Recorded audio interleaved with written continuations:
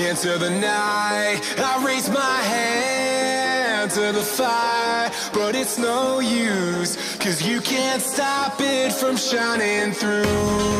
It's true, baby, let the light shine through. If you believe it's true, baby, won't you let the light shine through for you, for you, for you, for you, for you, for you, for you,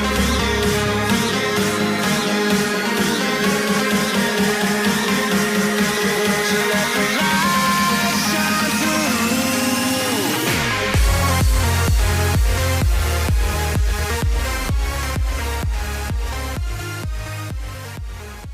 Generally, this one goes to Huawei.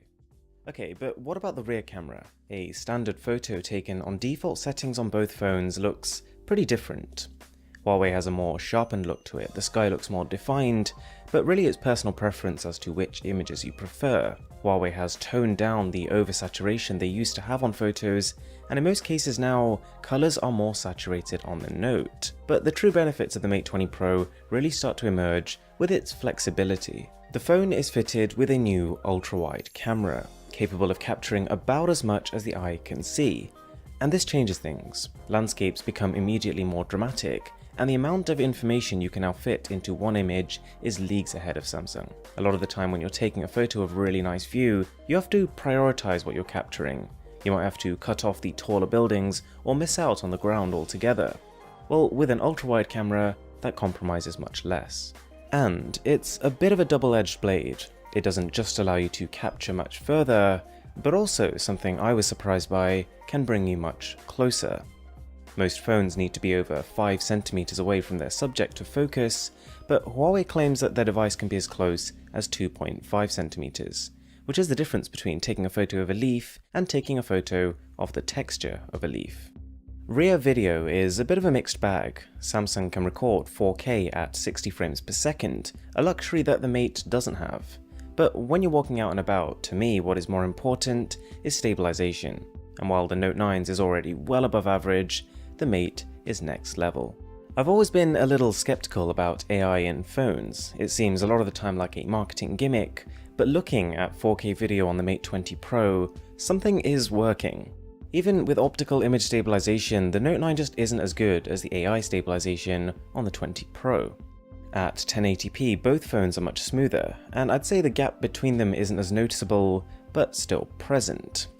Now, that ultra-wide also comes into video, and it's no less handy here. You can capture much more of the scene in a more dynamic way than just with a photo. The Mate also lets you take portrait mode video. I'll let that sink in for a minute. It digitally recreates the bokeh effect of a DSLR, and while it obviously has got a way to go, it does work better than I thought it would. This is complemented by portrait color, probably my favorite new mode of this camera, which can isolate people close to the camera and only color them.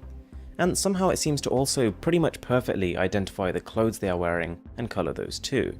Both phones can also record bursts of 960 FPS super slow motion, but for this I would give it to Samsung. The picture is clearer and the slow motion more realistic. The Note 9, like most 2018 flagships, is blessed with a 2x telephoto lens, which is great because you can get twice as close to objects with no detail loss. But the Mate 20 Pro has 3 times, and the difference is more than it sounds. If we set both devices to their maximum zoom, this is what an object in the distance might look like on each. You've probably heard about the Note 9's variable aperture, which allows it to get much better low-light shots than most other phones, and this feature is no joke. It definitely works, but night mode has made a return with the Mate 20 Pro, and there is still nothing like it. You hold the phone steady for 4 seconds while it takes the best parts of the image at multiple exposures and then meshes them together. The disadvantage of this is that sometimes fast-moving objects like people appear blurred because of this 4-second long capture time. But you could argue this looks artistic, or that other phones are going to blur the people anyway in low light. I'll leave that up to you. The advantages though are slightly less disputable. Really bright areas are controlled, colours are preserved, and dark areas are lit up as if you just introduced a floodlight to your image.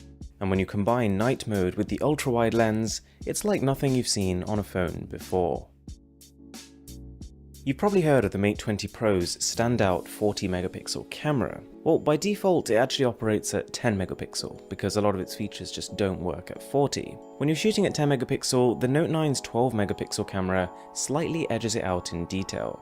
But then again, if you did want to take a detailed photo, switch over to the 40 megapixel camera on the Mate and it'll absolutely blitz the Note 9. Both devices can also take portrait mode shots, and while I think the blur on the Samsung is a little more organic, it tends to blow out the highlights and forces you closer to your subject, so often you'll find yourself wanting to take a step back.